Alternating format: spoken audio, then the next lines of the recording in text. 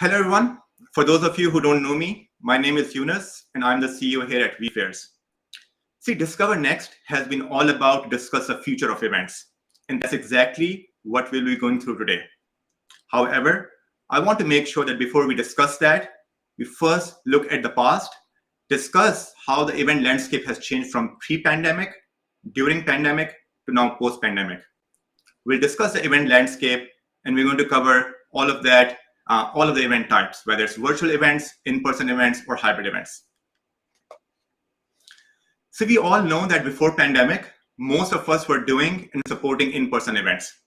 However, one key thing that some of you might not know, that even at that time, virtual events were happening and in fact were growing rapidly.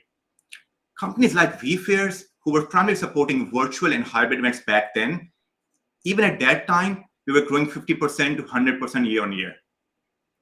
Even before pandemic, 25% of all events happening at that time were happening virtually. And several companies were considering shifting from in-person events to either virtual or hybrid events. What happened during pandemic is that even those 75% of the organizations and event planners who had never considered a virtual event before were forced to try that out. Event planners had to pivot from in-person events to fully online event programs in order to keep their businesses running. Virtual events acted as a savior for several businesses, and it didn't disappoint any.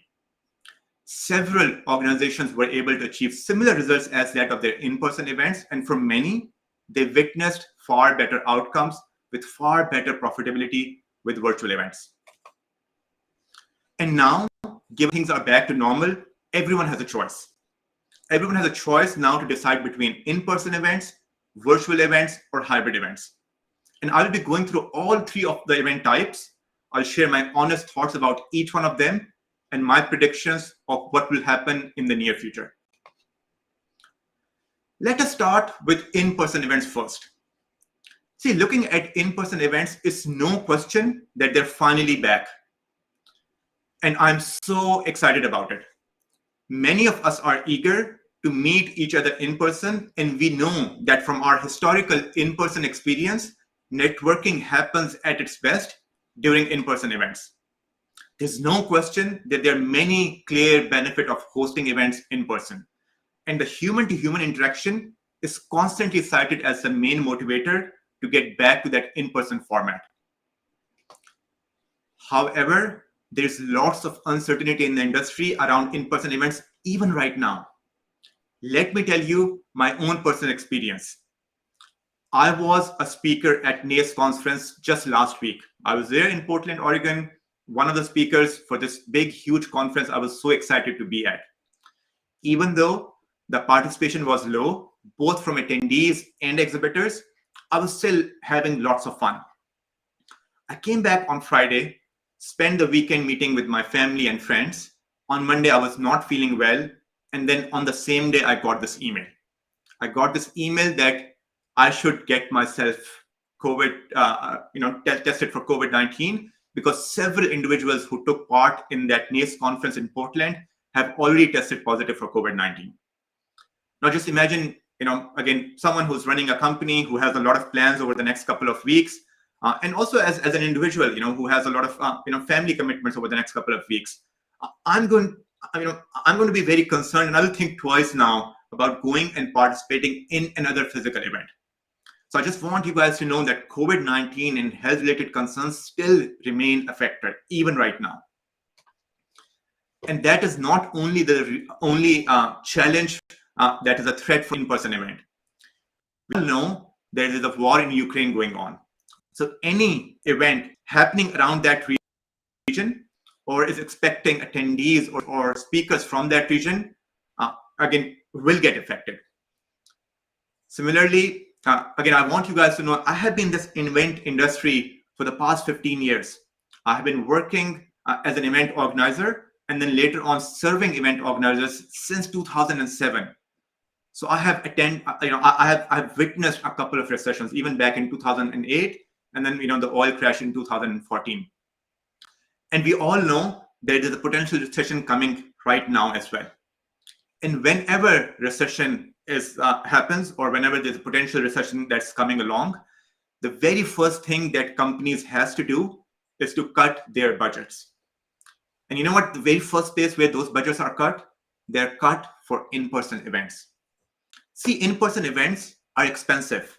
They're expensive for the event organizer.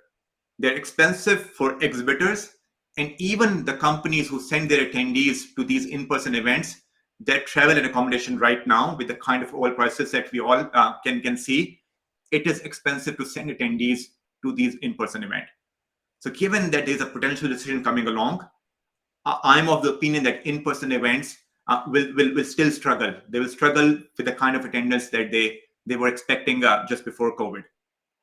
And every time I have participated myself, or I have seen someone else participate in a big in-person event, we start hearing things related to Delta or monkeypox or any other COVID variant. So given the challenges that we are aware of that affected companies due to recession, due to downsizing, may be hesitant to spend on in-person events. What that would mean is that there would be limited reach and limited attendance in most of the big in-person events, which would also translate to limited sponsor value. And add on top of that, what happened with just me in the NACE conference, health restrictions remain there, the concerns remain there of participating in such big in-person events. Given these challenges, my first prediction is that in-person events will largely be more of localized occasions where people can fly in from the same city, state, or country. And for anyone who wants to have a global audience, will leverage a virtual component to their in-person event. I also feel and believe that in-person events will now have to use technology as a must for any in-person event. So everything from check-in to consuming content in the form of brochure or any other content that typically these exhibitors share will have to happen through technology, through an in-event mobile app, through a mobile event technology. So event technology will become a must even for an in-person event.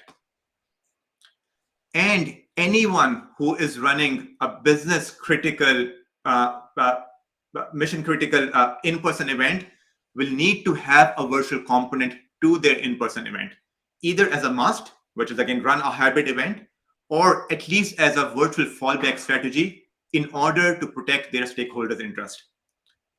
So given all the challenges that we have gone through, most of these in-person events will keep on making the comeback, but each one of them, due to the challenges that are there in the near future, most of them will use the in-person event technology to again better make sure that that event is a success, and will also have some sort of a virtual fallback for their in-person events. So just as a summary, in-person events are making a comeback. We are all excited about it. Having said that, any mission critical in-person event in most cases will have some sort of a virtual fallback as their plan B strategy. Let's move on now to virtual events. See, virtual events have been the unsung hero of the pandemic. They have kept our businesses running and helped us quickly pivot during a challenging time. And I can guarantee you, virtual events are here to stay. In our recent survey, 72% of the event planners, they mentioned that they will be doing some sort of a virtual event moving forward as part of their event strategy. They say that because they believe that virtual events are easy to attend, they boost global reach, and they're highly cost effective. The remaining 28% of the event planners who favor in-person events over virtual events typically state these challenges. They say that in-person events just have a far more personable touch as compared to virtual events. And again, if they have not had a virtual event before, they're always concerned about the training it will take to make their attendees, sponsors, and exhibitors comfortable with that virtual experience. And given, again, virtual events have been so successful over the past 2 years, and given the nature of remote workforce that we are in, again, you all would have heard the news of how Apple, Google, Tesla and many companies in one way or another is considering a remote workforce. Most of the organizations of mid-size or small size have already announced that they will have a remote workforce. You will see that in the coming future, companies and creators will start making announcements that their events, in most cases, will be virtual first. These companies are going to be the ones with strong digital presence. We recently saw how Financial Times made this huge announcement that, again, the hundreds of events that they typically do, they all are going to be virtual first events now. They will have in-person events, but each in-person event will always have a virtual component to it. And given the strong feedback and strong recommendations that we keep on getting from the event organizer of how they want the virtual event platform to mimic the networking experience that of an in-person event, I have no doubt that virtual event providers, including vFairs, will continue to make enhancements that will make virtual networking experience similar to that of an in-person event. So just as a summary, virtual events are here to stay, and they will keep on growing in the years to come. Many companies who have a strong digital presence will announce their events as virtual event first and still have the in-person component if need be, more for localized audience. And virtual event technology will continue to innovate to bridge any gap between the networking experience that we typically get in an in-person event. This brings me to hybrid events. See, hybrid events have been long discussed as the future of events. There are several stats where many event marketers believe that numbers of hybrid events would increase, and almost a 1/4 of them have already run a hybrid event of some sort. The remaining 3/4 who believe in hybrid events but have not run any so far typically cite these challenges. Their first challenge is that they're just not sure whether they should be running that hybrid event synchronous or asynchronous. They're also not sure that how to allocate their budget between an in-person event and a virtual event. Given a certain budget size, they are of the opinion that if they will run both events, most of the human effort will go to an in-person event, which will make the virtual audience get sidelined. And they just don't want that. And that's why we are here to share a lot of best practices of a lot of companies that have run hybrid events successfully, how they have allocated their budget, when it makes sense to do a synchronous versus an asynchronous hybrid event, and we'll be sharing that with you. Given the challenges and given the strong interest in hybrid events, again, my first prediction is that several events moving forward will always be of hybrid nature. Again, I just want to kind of remind what I just stated earlier. A lot of companies are now have a hybrid remote work arrangement, which means that employees can come and work from office, or employees can also work from home, which means that events like town halls, board meetings, annual celebrations, all of these type of events will always be hybrid now. My second prediction is that even for that in-person event that happens and that has a hybrid component to it, the mobile event technology, similar to what vFairs offer, will become smarter and seamless to bridge on-site and off-site attendees during the event, before the event, and after the event. And even the networking component of the in-person attendees with virtual attendees will keep on improving. See, the more hybrid events will happen, the more feedback will come, and the more these technologies will be able to improve and assist experiences for both for in-person audience as well as for the virtual audience. See, just as a summary of these three event types, there was a time when it was an event organizer who had to make this choice whether they should run a virtual event, an in-person event, or a hybrid event. given the remote workforce nature of the different companies right now, event organizers now will give their choice to the audience. They will let the audience decide whether they want to attend the event virtual, in person, and at the same time participate in a hybrid conference. And that's what we are calling the new Omni-Channel event plan. You, based on your event type, will have to combine all three types of event to get the best result for your audience. See, for many audiences, I understand maybe virtual would make the most sense or in-person would make the most sense.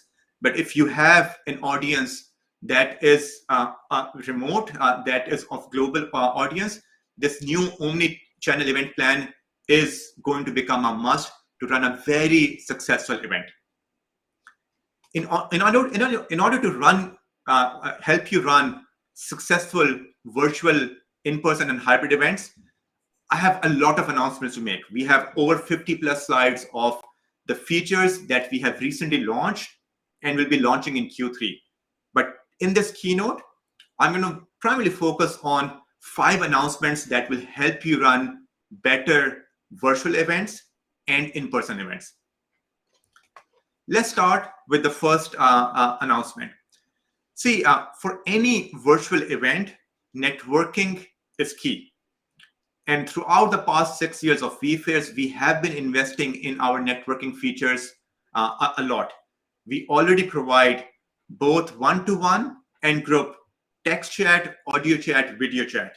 We allow ability to schedule chat conversations with attendees, exhibitors, and speakers, and much more. But today, I'm going to announce 3 more networking features that we have recently launched. The first one is what I call roundtable networking. See, roundtable networking allow a small group of people to discuss a specific topic within the virtual event, much like a small breakout session at in-person events. Attendees can simply browse through the discussion taking place, click into a roundtable discussion to take a virtual seat, and join in on a concentrated discussion on the given topic. You all will be able to experience this particular feature today, later at 2:30 p.m. EST. You'll be able to go to the auditorium, click on the roundtable networking session, and actually be able to get into a roundtable discussion with other attendees and vFairs rep. My next announcement is about smart matchmaking. Before I explain that to you, see, again, when I attended NACE conference last week, I was also there to meet with, again, with prospective customers, with our ideal customer profile. And again, as you bump into any other attendee over there, you strike a conversation to see whether they are the right fit for you, and vice versa. You know, even from the other side, they would be interested to find the right vendor for themselves. And in an in-person event, it's almost impossible to find out which among the hundreds and thousands of people is the key person that you should be talking to. See, the benefit of virtual events and our smart matchmaking is that based on the data that we get from the attendees, we can match them with the right person with whom they can have the most meaningful conversation, and in a very short amount of time can help them get better engagement out of the virtual event.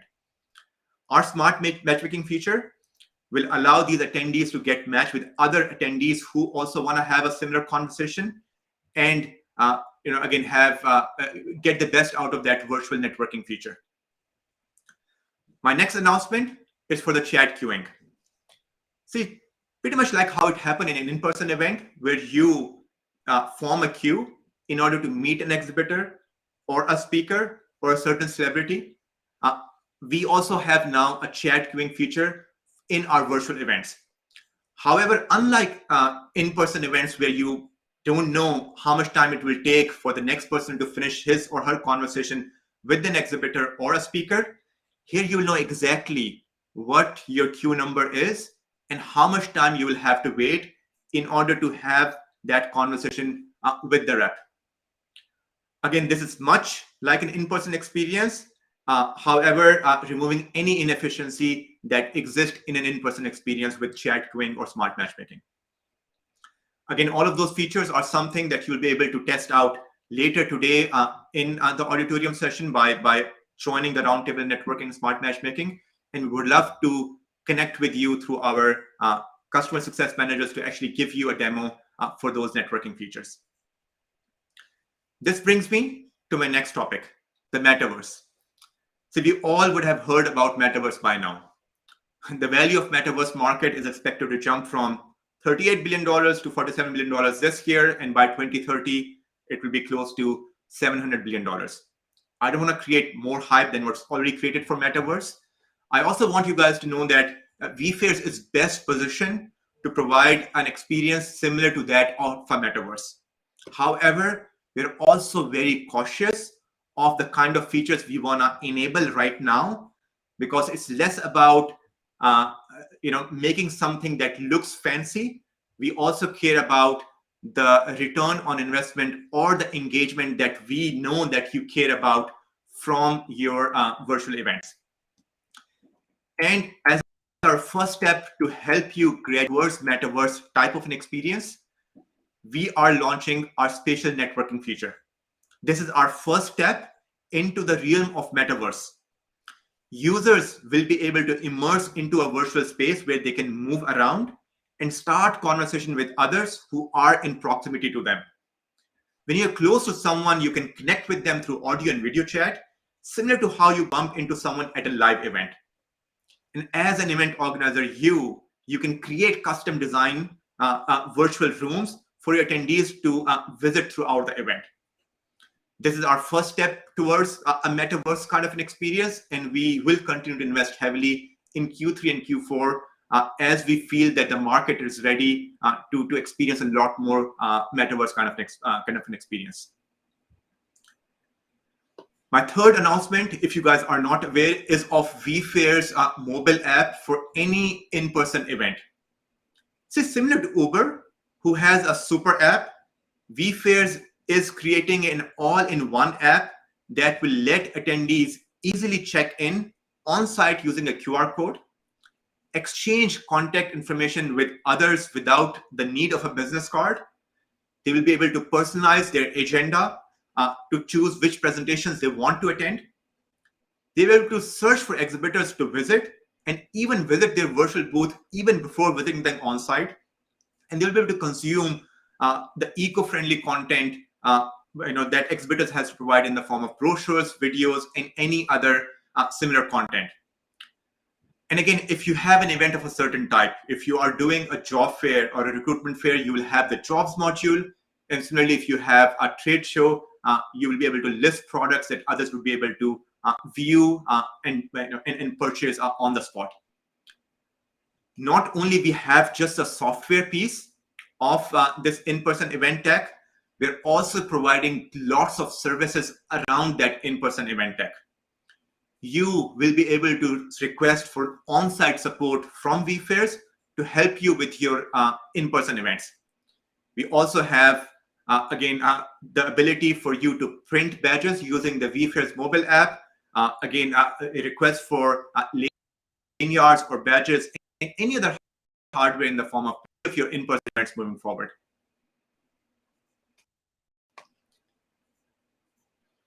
See, during the pandemic, I saw how clueless people were when they first learned about events. And I think we're entering another place where there's uncertainty around in-person events and how to go about hybrid events.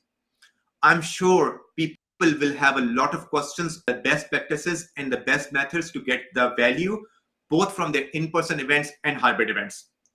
But this time, we want to give you a place where we can help you get answers. Therefore, we have built a Slack community called Eventpreneurs, which aims to bring people together, which aims to bring event professionals, planners, and organizers so that they can come and share notes with each other on how to run successful virtual events, hybrid events, and in-person events. We even have a job board channel over there where anyone is free to post a vacancy to find a suitable talent. I would love to see you join the channel and be part of this conversation. We'll post a Slack link on the chat on our social channel, LinkedIn, Facebook, and we'll also email you about this after the event. I look forward to interacting with all of you over there. See, my last topic for today is sustainability, and something that's very close to my heart. See, sustainability is top of mind, of course, across industries and lifestyles today. It is our responsibility to help organizations understand the impact of their choices in event format and encourage everyone to make sustainability a key consideration when creating omni-channel event plans. I want to share some stats, and I hope that you will take them into your consideration. See, when you move your in-person event into a virtual event, you reduce carbon footprint by 94%. Similarly, when you convert your in-person event into a hybrid event, even if your in-person event has more than 50% in-person participation, you still help reduce carbon footprint by 2/3. These are huge numbers. And these numbers have motivated us to start a brand new initiative called Green and Global, aimed at encouraging companies to go virtual or hybrid. See, the more you host virtual events or hybrid events, the larger your contribution will be towards a greener planet. We'll be rewarding your contributions based on the frequency of virtual or hybrid events you'll be hosting on vFairs platform, and therefore the amount of carbon footprint you will save. By hosting an event with vFairs, you'll be able to reduce your carbon footprint and you will become a certified global change maker. This will be rewarded in the form of a digital badge. Plus, you can feel good knowing you are contributing towards a greener planet.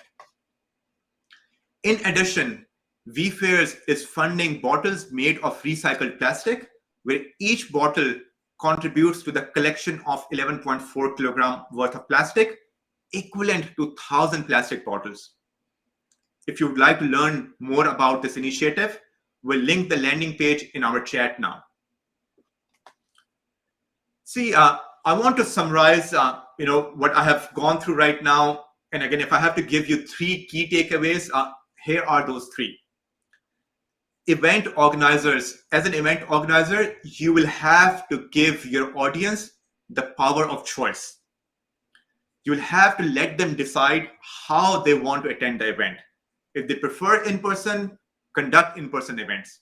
If they prefer virtual, do virtual events. But in most cases, you will see, if you have an audience that is of global nature, that hybrid might be a solution that will help and that will give that power of choice to your audience. I also want you to know that virtual events are here to stay. They're here to stay because there's no other form that helps you get better reach than a virtual event. They're also great when it comes to cost effectiveness and to help you get the ROI. And we all know that how important they are for sustainability.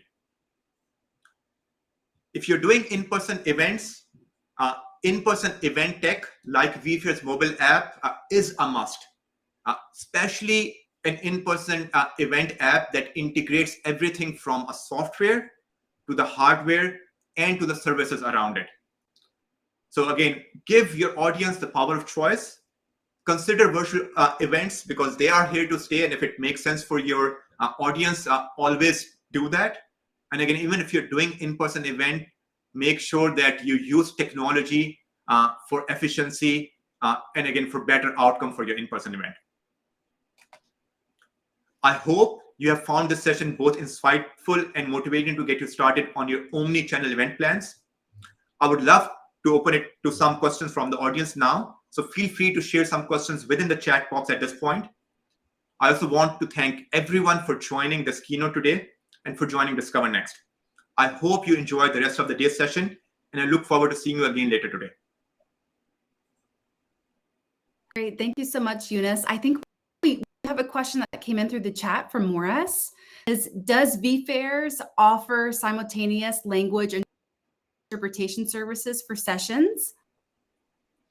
I think great question. Yes, we do. We integrate with various of our integration partners, where several of our customers have already used simultaneous translation for any of their live webinars or for any of their live sessions. So again, please reach out to a vFairs rep. They can give you a live demo of how that could be achieved for your event. Great. Another question that came, what kind of value will the vFairs map offer my sponsors and exhibitors? Oh, wow. No, again, I can go on. We have a full 50-page kind of presentation on that one. But just as a start, see, for any in-person event, things start weeks before, if not months before, which means that you need to have a landing page in order to promote that in-person event. That landing page can have a lot of branding value for sponsors and exhibitors.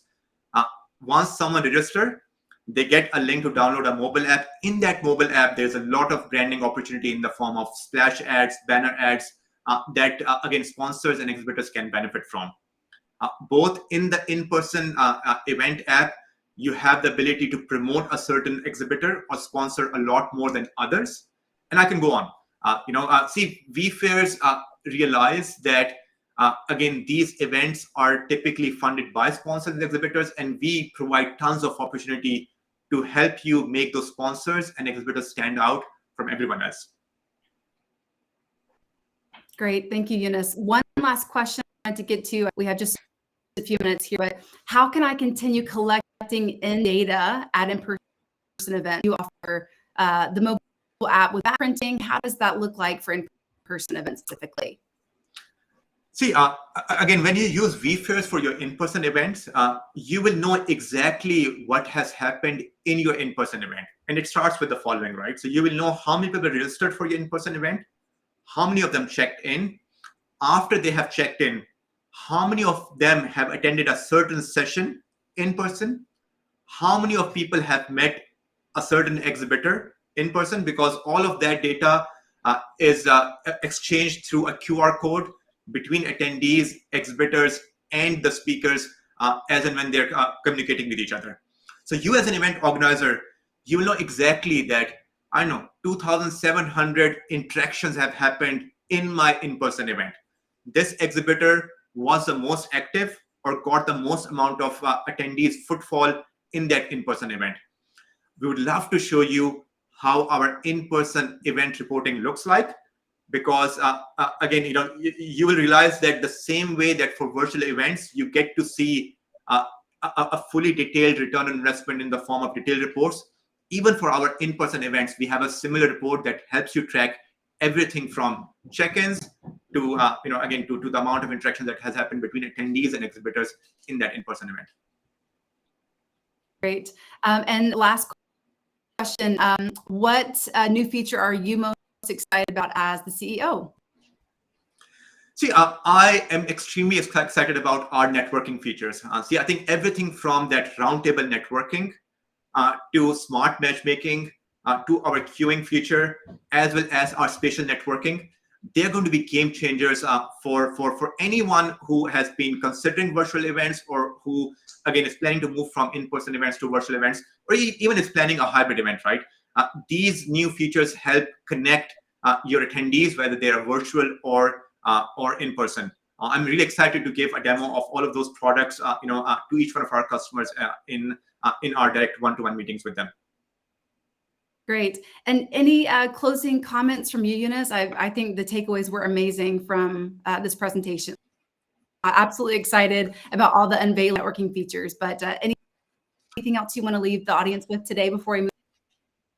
Again, I think, see, I'm just going to summarize the three things just one more time. See, you as an event organizer will have to make sure that you're giving that choice of which format your attendees, exhibitors, and speakers, they want to attend back to the people. So give that choice to your audience, because that is the only way where you'll get the maximum attendance and maximum return on your investment. Even if you're doing an in-person event, please consider event technology like vFairs mobile app or any other similar, because you want to make sure that even for that in-person event, you're able to measure everything from in-person event participation to the amount of interactions that has happened and so forth. And you want to consider a platform that can provide you with an end-to-end service, whether it's the software, whether it's who can help you print badges, lanyards, and so forth. And again, always see how and when you can run a virtual event if your audience kind of recommend that, because they're here to stay. Given the remote workforce that we all live in, you will realize that virtual event participation will continue to increase, just because that's the only way, at least as of now, to help you achieve the reach that you might want to achieve for your global audience. So again, consider giving that choice to your audience, and consider event technology as a must for both your virtual events and in-person events. Great. Thank you so much. This was very insightful.